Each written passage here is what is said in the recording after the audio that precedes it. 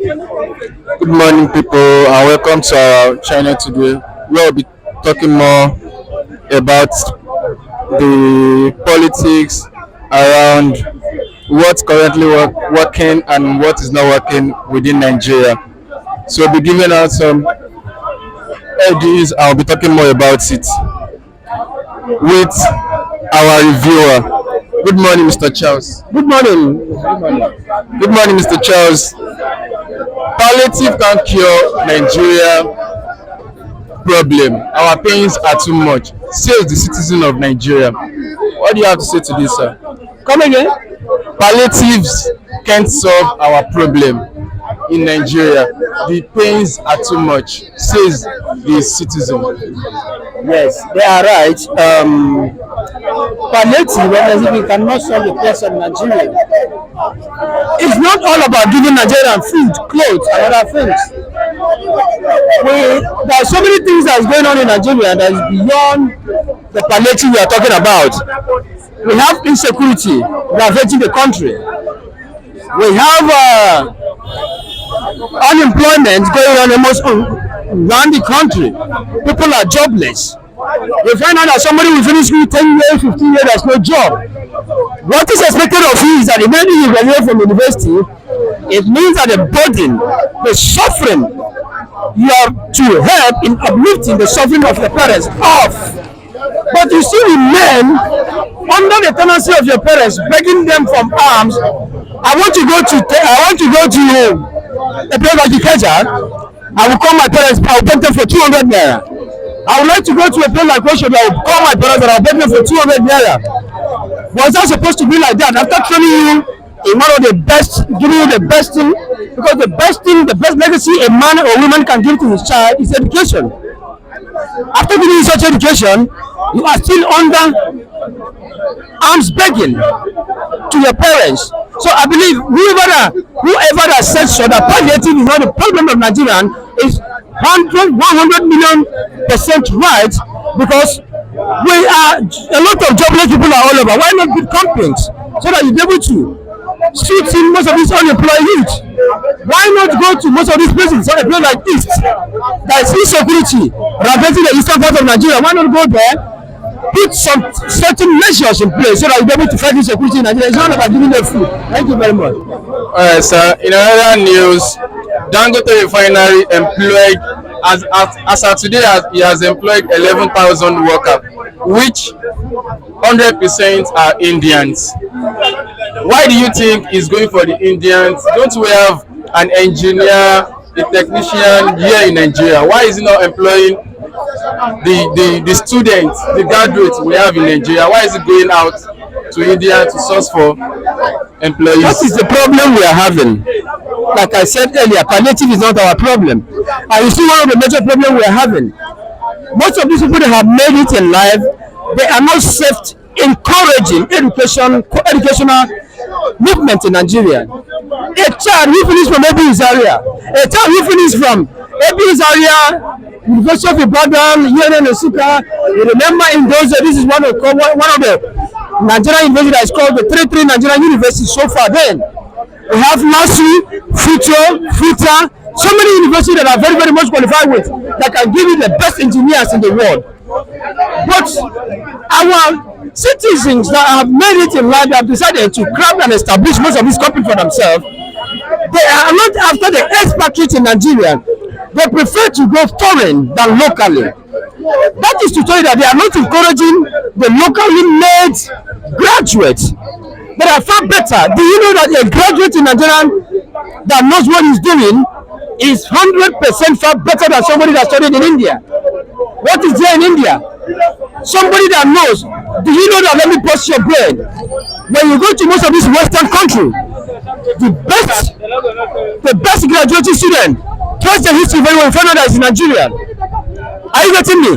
But why is it that our own citizens are not giving us that agreement, that right to be able to serve in the country, in order so that we're able to give out what we have studied in school academically?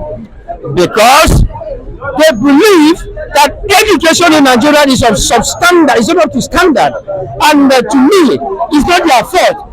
is the fault that have been lifted by most of these so-called politicians. They have put it even in place for some years, and it will remain like that.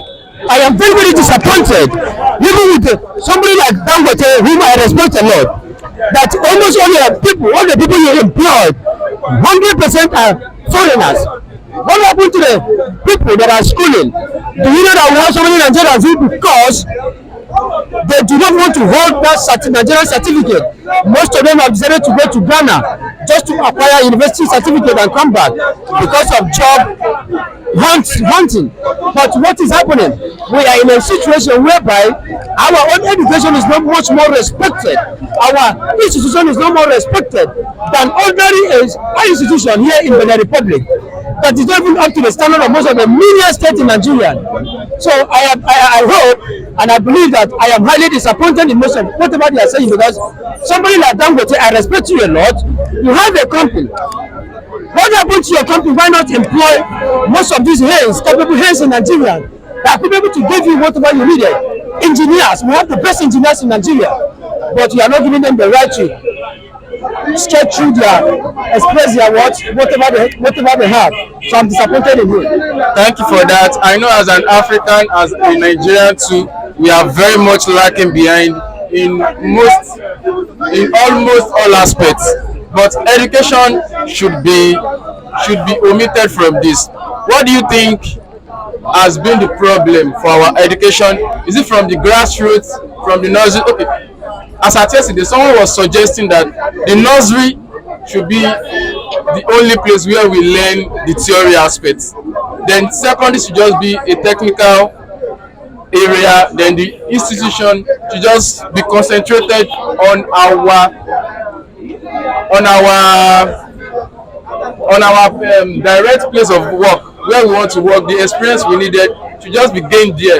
That our tertiary should not be educating us anymore on theory aspects. What do you have to say to this, sir? I am 100% in support of whatever that young man said, because when you graduated from university and you are hunting for a job, you find out, for instance, you are an accountant, you study accounting in school, and there's a billboard that said an accountant needed. Maybe you goes in there with your certificate. The first thing they will ask you, how many years experience do you have? Experience is all about giving me the job to start it immediately, and you find out that I begin to have that much more limited experience. I respect the idea, whatever the opinion the man have said. Let it be, because technically we find out that most of these people in the university setting, the secondary school setting, they are hunting for jobs. They start asking you, how many experiences do you have? Where have you been able to work before? So I believe that person is 100% right. Let it go technically in our university setting, and theoretical aspect, let it go down to our nursery and primary school sector, because we are not being respected as a graduate of Nigeria. And meanwhile, we are the best. What's the reason? That is it. All right, thank you for that, sir. Thank you. Stop sit at home, don't antagonize government. Nnamdi Kanu says, and other Simon Ekpa to stop the sit at home. Do you think this is a right development? Number one. And number two, do you think Nnamdi Kanu write this letter at a gunpoint?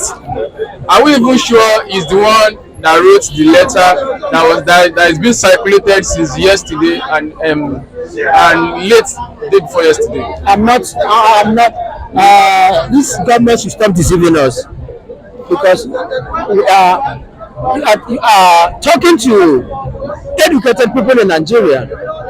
If I'm not mistaken, Nigeria should be about 100 people. I believe that almost 60% of Nigerians are educated. And you are talking to another ethnic group in Nigeria that's also part of one of the most educated ethnic group in Nigeria, being the Igbos.